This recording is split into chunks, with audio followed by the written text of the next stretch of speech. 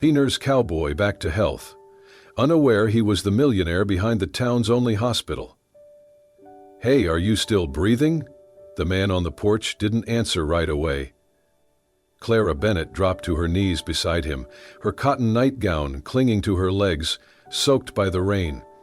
The man was face down, blood dripping from his temple, his shirt torn, muddy, his boots scraped raw by gravel. A wide-brimmed hat lay upside down beside him, rain collecting in its crown. "Sir, can you hear me?" she asked, her voice sharp with panic. His fingers twitched. Then slowly, painfully, he rolled to his side. Rain ran down the sharp line of his jaw, washing away some of the dried blood. He blinked at her, pupils dilated but focused. His lips moved, barely forming words. "Do not call the cops." Clara froze. "What?" "You need a hospital." "No, just one night, please." She looked around. The woods beyond the barn were quiet, but not in a peaceful way. Quiet like something was holding its breath. She heard it, the low growl of an engine rolling through the trees. Lights flickered in the distance, dancing between pine trunks. "Who's after you?" she whispered. He winced. "You do not want to know?" Clara stood up, heart pounding. She grabbed his arm, pulling him up with more strength than she knew she had. "You have to move now." "I can't." "You can and you will." With his arm slung over her shoulder, they limped across the wet gravel yard to the back of the barn.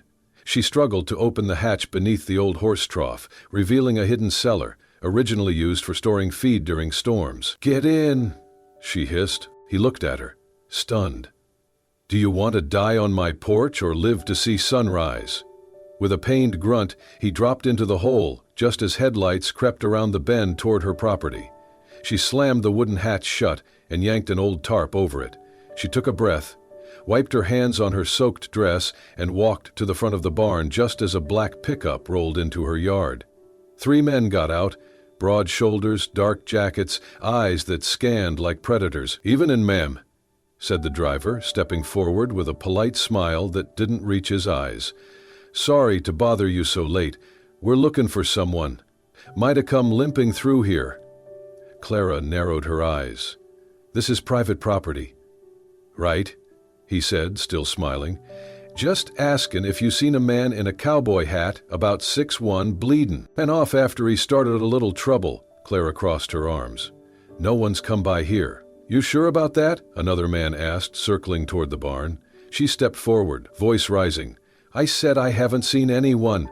I live here alone, and I do not take kindly to strangers walking around my land." The first man raised his hands in mock surrender. "No offense meant, ma'am, just doing the bit of local patrol. I'll call the sheriff if you do not leave right now." The 3 men exchanged a look. Then, just as quickly as they had appeared, they turned back toward the truck and drove off. Clara waited until their tail lights disappeared beyond the trees before she sprinted back to the barn.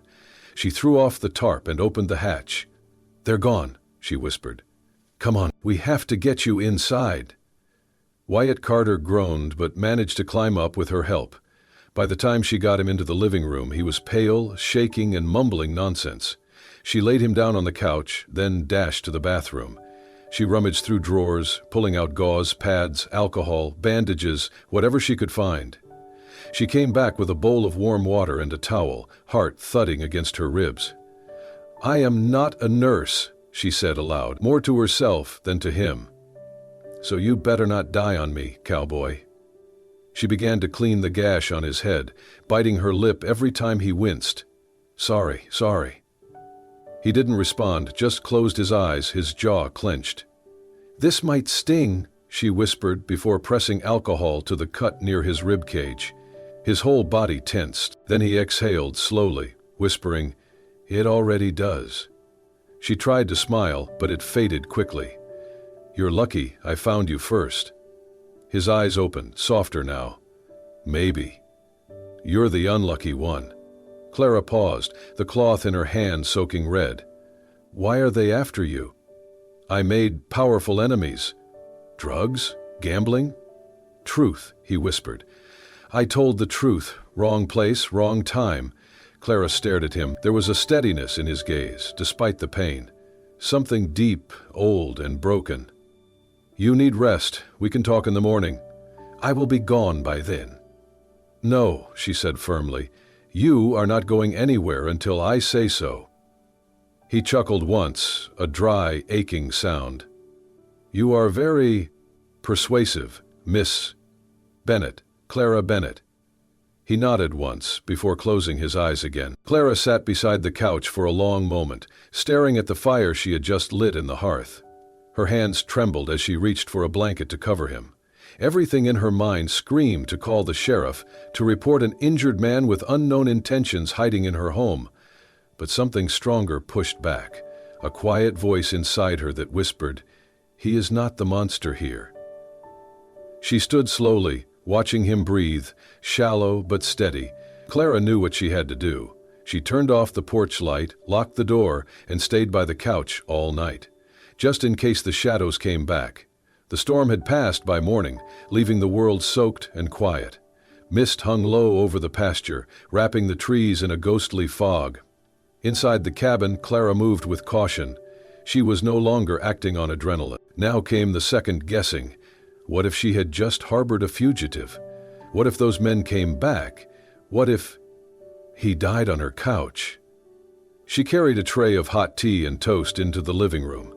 Wyatt was still unconscious, his face turned toward the back of the couch, his chest rising and falling in slow, steady breaths. At least that was something.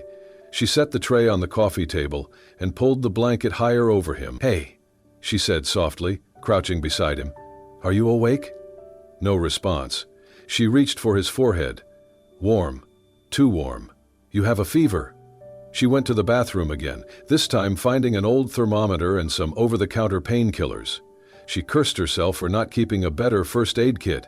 When she returned, he was stirring. His brow furrowed, his lips parting. "Daniel." Clara froze. That name again, the same he had mumbled during the night. She placed the thermometer between his lips before he could speak again. He squinted at her, confused.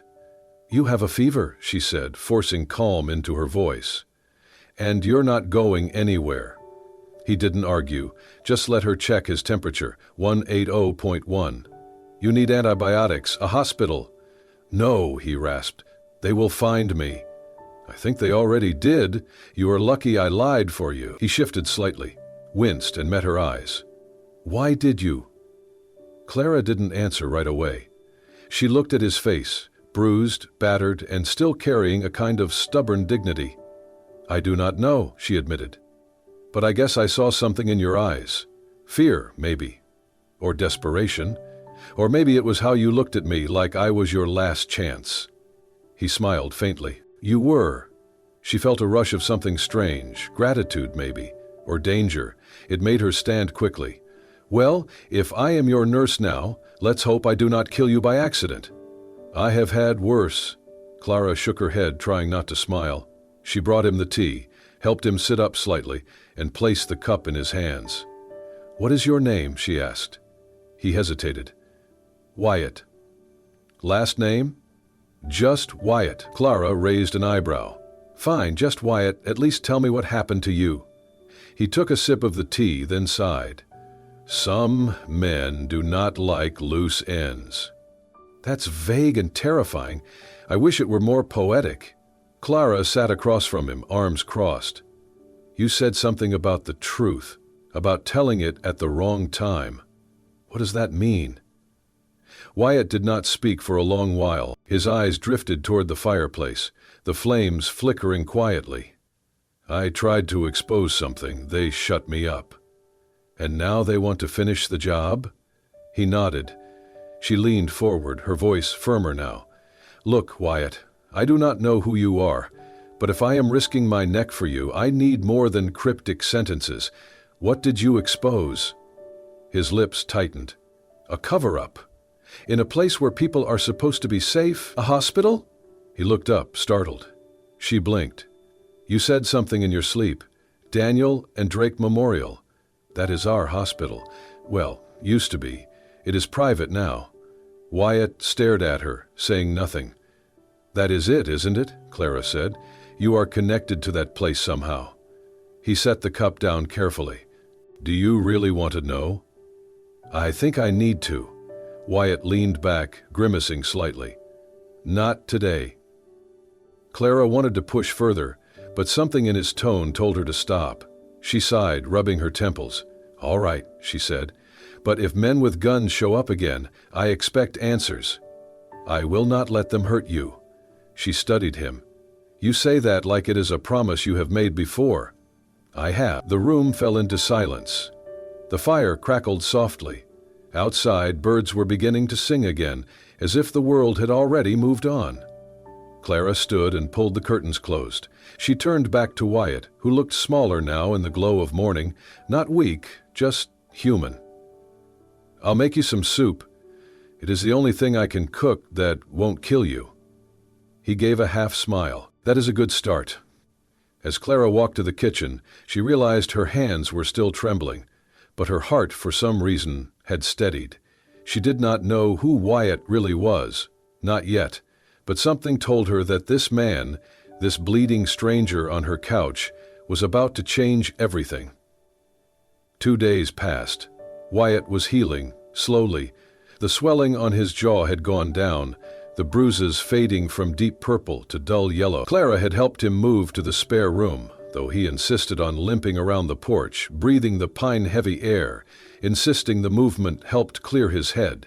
She let him, though she kept a wary eye on the horizon every evening. She still had no clear answers. He remained evasive, polite, but guarded. He ate what she made, thanked her without fail, even offered to chop some firewood when his strength returned enough to lift an axe. He was, in many ways, the perfect guest, but he was also a man shaped by shadows.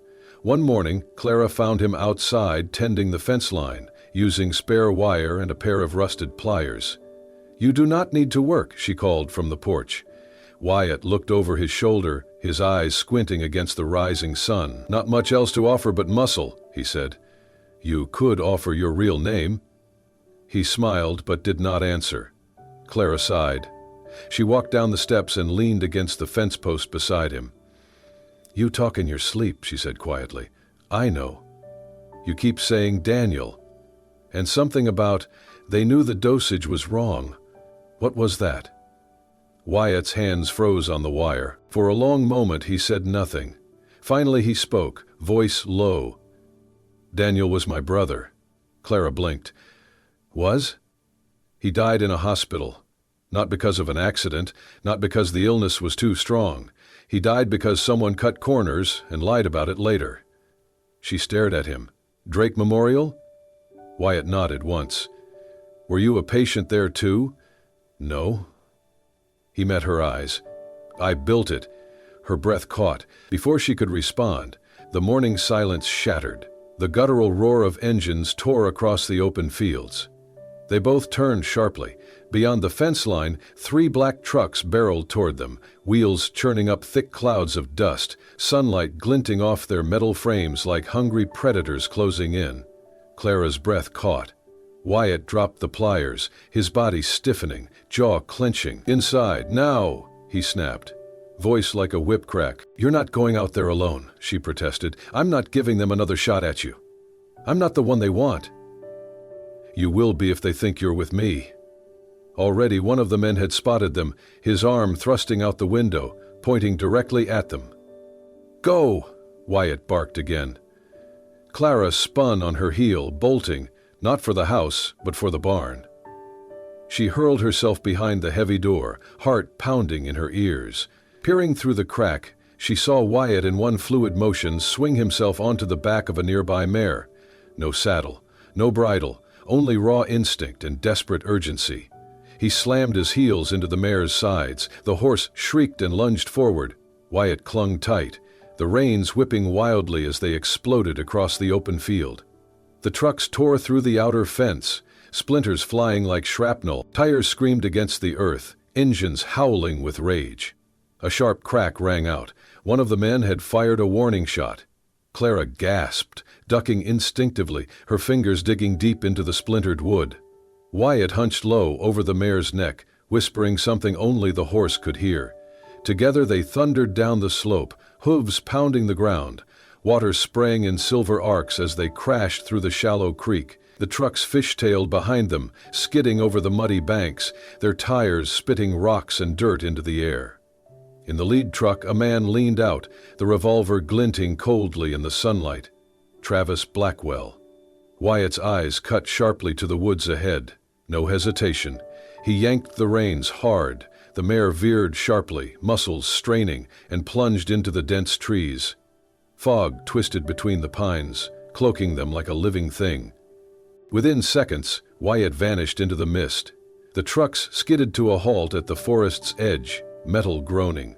Doors slammed open, boots hit the ground. They went in on foot, guns drawn, voices barking orders. Clara stood paralyzed, her breath ragged, her heart beating so loud she was sure they could hear it. 10 minutes. 20. Then, a sharp, raw cry tore through the valley. Without thinking, Clara ran. Branches clawed at her face, mud sucked at her boots, but she didn't stop. She tore through the woods, up the slippery slope, and there they were. In a clearing choked with mist and broken branches, Wyatt stood alone. Blood streaked his temple, his shirt torn and muddied. One of the attackers writhed on the ground, clutching his ribs. The other two stalked toward Wyatt, guns drawn. 3 against 1. Wyatt didn't flinch. With a primal roar, he launched at the nearest man, tackling him so hard they both smashed into the mud, fists flying. Grunts, curses, the thud of bodies hitting earth. But behind him, click. "Enough," Travis growled, his voice low and deadly. Wyatt froze, chest heaving. Clara pressed herself against a tree trunk, a silent scream trapped in her throat. Then sirens, high and sharp, cutting through the mist like a blade. Travis swore viciously. The men scrambled, dragging their wounded companion, sprinting through the trees toward the trucks. Engines roared back to life. Clara stumbled forward, her legs trembling. Through the fog, flashing blue lights slashed the air. 2 patrol SUVs skidded to a halt, deputies leaping out with weapons drawn. Wyatt, battered and bloodied, dropped to his knees, hands raised. The older deputy with the gray beard narrowed his eyes, then slowly lowered his rifle. "Son of a gun," he muttered. "That really is Wyatt Carter." Clara's world tilted. Carter? As in Carter Memorial Hospital? She staggered closer, seeing Wyatt clearly now. No defenses left. No more secrets, only truth, raw and undeniable. Clara stood frozen as the name echoed in her head. Wyatt Carter. She had heard it before, in whispers, in faded headlines, in town gossip about the mysterious man who built Carter Memorial Hospital and then vanished. Some called him a fraud, others a martyr. No one really knew. She had thought Wyatt was just a drifter, a man running from something personal. But this was a storm decades in the making. As the deputies helped him toward their SUV, Clara stepped aside, heart pounding. Wyatt looked at her once, his expression unreadable, carrying the weight of 1,000 truths left unspoken. "Ma'am," the older deputy said, tipping his hat, "we'll need your statement." She nodded. "Of course." Wyatt was taken in, not cuffed, but clearly not free. Clara followed in her truck, gripping the steering wheel so tightly her fingers ached. At the station, she sat in the waiting area, numb.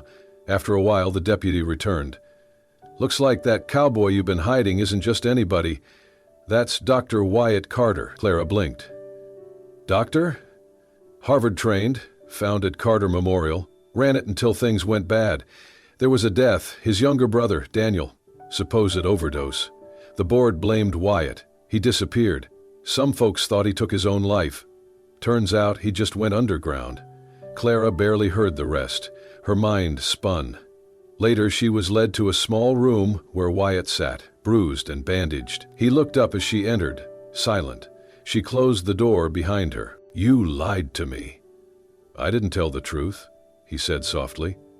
"There's a difference. You told me your name was just Wyatt." "It is. Carter's a name I left behind." "Why?" she asked, arms crossed. "Because people die when they tell the truth. I tried to protect Daniel. He found problems in the hospital's pharmacy records, falsified data, dangerous mistakes. He brought it to me. I said I'd shield him. The next day he was dead." Clara's breath caught. They called it an allergic reaction, but someone changed his file after he died. He wasn't even supposed to be on that medication. "Who did it?" she asked. "Travis Blackwell, and 2 others on the board. Daniel had found proof they were cutting corners and stealing money. Why not go to the police? I did. They said I was grieving. I tried to go public. The board turned the narrative against me. Within a week I was ruined. So I disappeared, to gather proof, quietly." "Until they found you again," Clara said. Wyatt nodded. "Travis must have realized I was back in Red Hollow." Clara looked away, wiping at her eyes. "I would have helped you if you'd told me. I didn't want to drag you into this." "You already did." They fell silent for a long moment. Then Wyatt spoke, voice softer. "I didn't think I'd survive that night. I was ready to die. But then, you opened the door." Clara swallowed. "You saved my life too, Wyatt. Even before I knew who you were." He looked up, exhaustion in his eyes, but also truth. "I still don't know everything," she said. "But I know you're not the villain they made you out to be, and I know you loved your brother." Wyatt's jaw tensed. He nodded. "I'll help you," Clara said. "We'll finish what Daniel started." Clara had never been inside Carter Memorial Hospital before, at least not since it had changed hands. The place looked more like a business center now. Polished floors, cold lighting, the comforting scent of antiseptic replaced by something sterile and corporate. The old brass plaque bearing Wyatt's name had long been removed, replaced with a sleek logo etched in brushed metal. She stood in the lobby clutching a worn manila folder under her arm. Inside were copies of the documents Wyatt had given her, patient reports, pharmacy inventory lists, and the hand-scribbled notes Daniel had written before he died. Pages Wyatt had guarded all these years like sacred relics. Clara walked up to the reception desk and took a breath. "I'm here to see Dr. Morrison," she said calmly. The receptionist raised an eyebrow. "Do you have an appointment?" "No, but he will want to see me. It is about Dr. Wyatt Carter." The receptionist paused. The name seemed to shift the energy in the room. She picked up the phone, muttered something, then nodded toward the hallway. "3rd floor, last door on the right."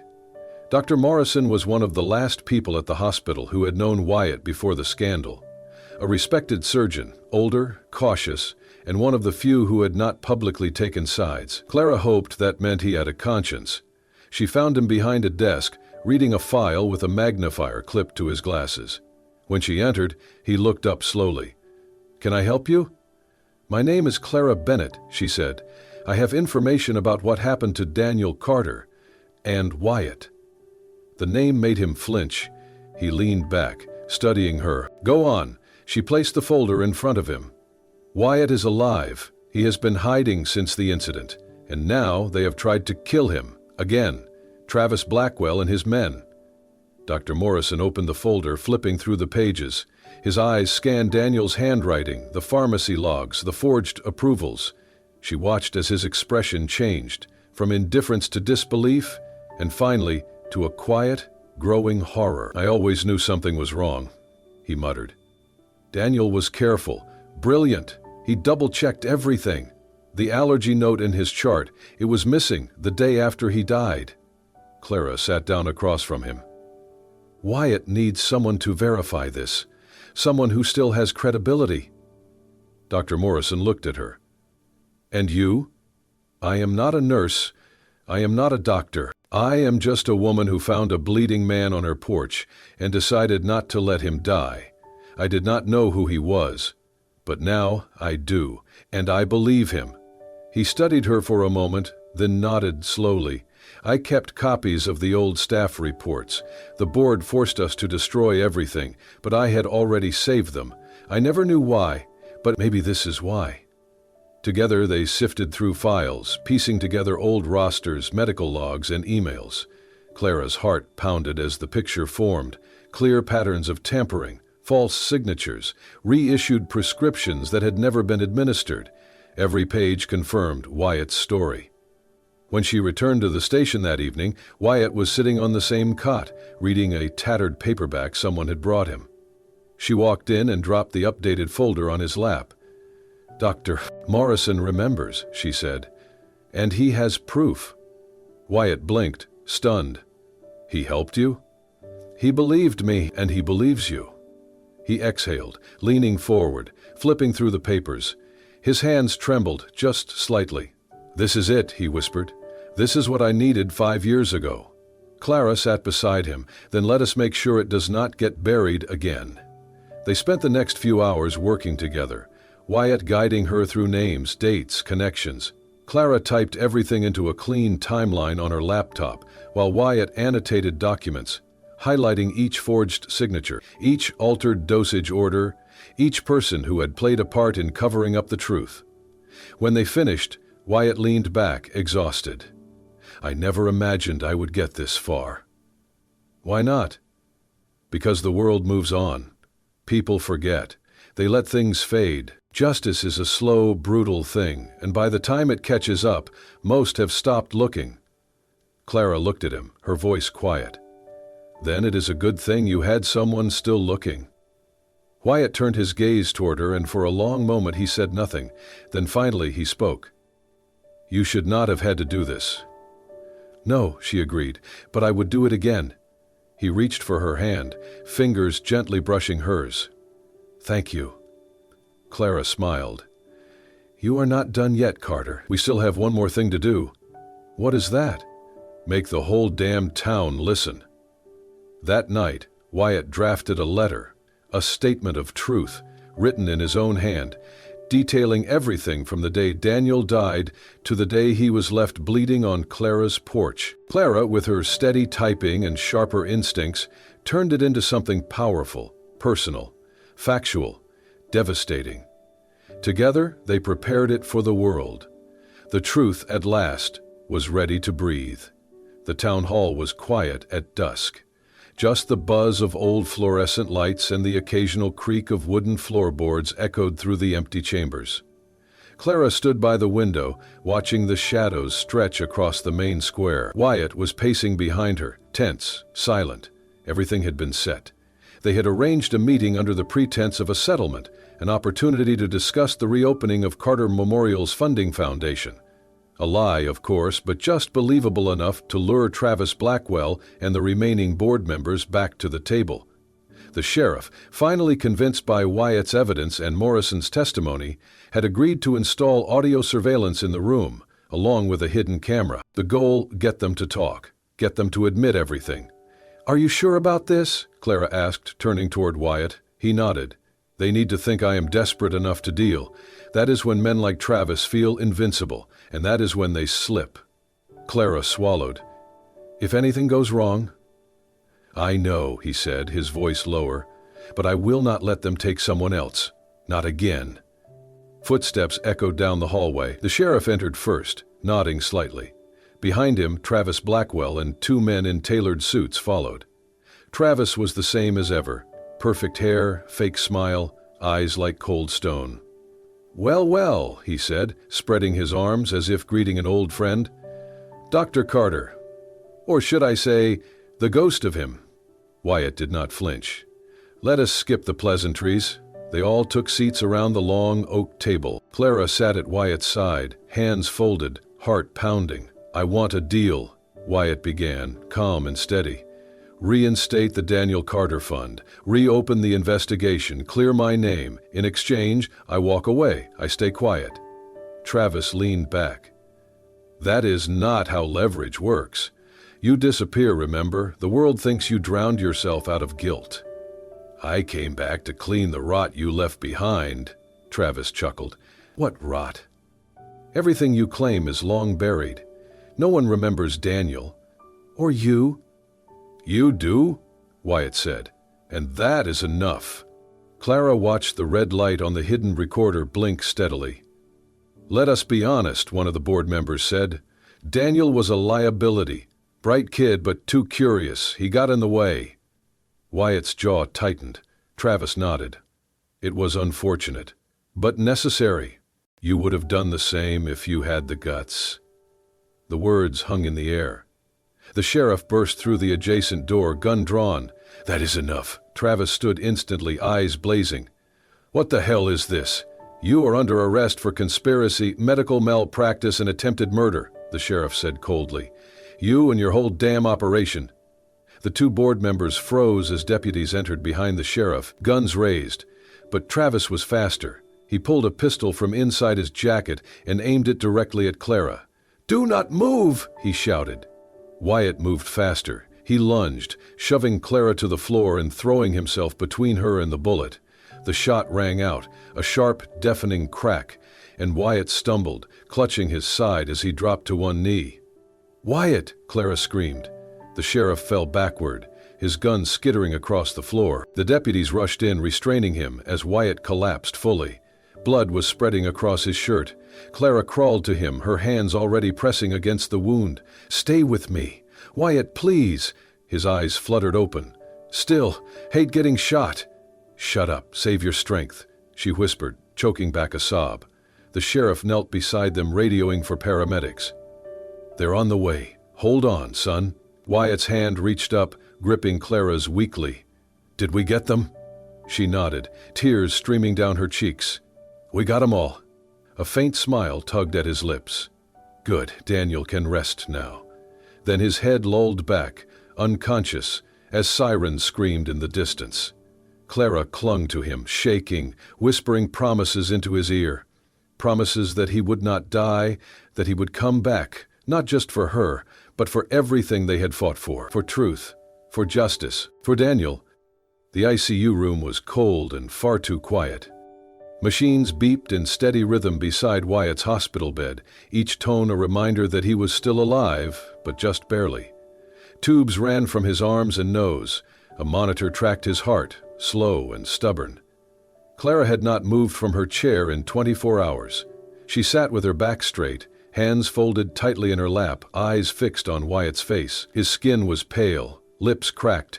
They had removed the bullet, but the damage had been deep. The doctor told her the next 48 hours were critical. Clara had nodded silently, then returned to her post, vigilant, unblinking. She had refused to go home. A nurse brought her coffee. Another offered to bring in a cot. Clara declined both. She could not leave him, not now. Not after all they had survived. Not after the look in his eyes when he asked if they had gotten them. She had said yes, but she had not told him what else she had gotten. His full story, the public's attention, and the truth, now roaring like wildfire through Red Hollow and beyond. The sheriff had held a press conference that morning using the recordings Wyatt and Clara had gathered. Dr. Morrison had corroborated every word. Multiple former employees had come forward, sharing what they had once feared to say. Travis Blackwell and the two board members were denied bail. Investigations were underway at both state and federal levels. Wyatt's name had been cleared in less than 12 hours, but Wyatt was still silent. Clara pulled a folded letter from her coat pocket. It was old, yellowed and creased. She had found it in Wyatt's duffel bag, buried beneath the folders and evidence he had carried all these years. It was addressed to, "My brother, if I cannot say goodbye."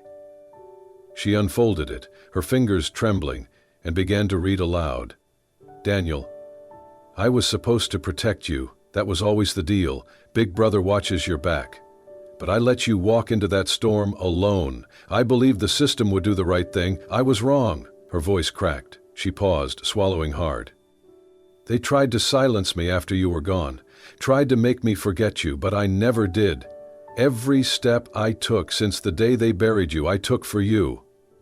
I became a ghost not because I wanted to disappear, but because I needed to haunt them until they broke." Clara looked at Wyatt's still face. "I found your letter, Wyatt. I read it. I think Daniel heard you. I think maybe he forgave you long before you forgave yourself." She stood and walked to the bed, brushing a lock of hair from his forehead. "You have done enough running. It is time to come back." A minute passed, then another. Then, slowly, his eyelids twitched. Clara's breath caught in her throat. "Wyatt?" she whispered. His eyes fluttered open, unfocused at first, then finding her. He blinked, then croaked. "Did I die?" She laughed, tears rushing to her eyes. "Almost, but I would not let you." He tried to smile, wincing as he shifted. Still, terrible bedside manner. You are not exactly low maintenance. His gaze softened. You stayed. I told you I would. A long silence passed. Then, in the quiet hum of machines and low hallway sounds, Wyatt whispered, "Is it over?" "Yes," she said, nodding. "It is over. You are free." Wyatt looked away for a moment. "I do not know what to do now. I spent so long fighting. I do not know how to live." Clara leaned forward, took his hand. "You start small, one day at a time, maybe with coffee, and a sunrise, and someone who refuses to give up on you." His fingers closed gently around hers. "I do not deserve that," he murmured. "Yes, you do. Not because of who you were, but because of who you became." His eyes glistened. "I used to dream about getting justice," he said. "But it never looked like this. It never looked like you." Clara smiled, her thumb brushing his knuckles. "Then maybe it is time to stop dreaming and start living." He nodded faintly, exhausted, but with something else in his expression now. Peace. Clara leaned in, pressing a soft kiss to his forehead. "You came back, Wyatt. That is all that matters." And for the first time in years, Wyatt Carter closed his eyes, not to escape the world, but to finally rest in it. Safely, beside the one person who had refused to let him go. 3 weeks later, Carter Memorial Hospital reopened its doors, not for an emergency, but for a celebration. The parking lot buzzed with life. News vans lined the curb. People gathered, not out of fear, but for something Red Hollow had not felt in years: hope. A new banner draped the entrance, deep blue and bold.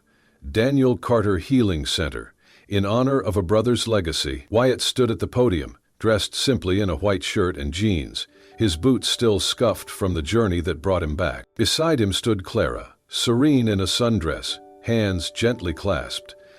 "My name is Dr. Wyatt Carter," he began, "and for a long time I vanished, believing silence was the only way to protect my brother's name. But silence only made the injustice grow louder." He glanced at Clara, her eyes meeting his with quiet pride. "I'm no hero," he continued.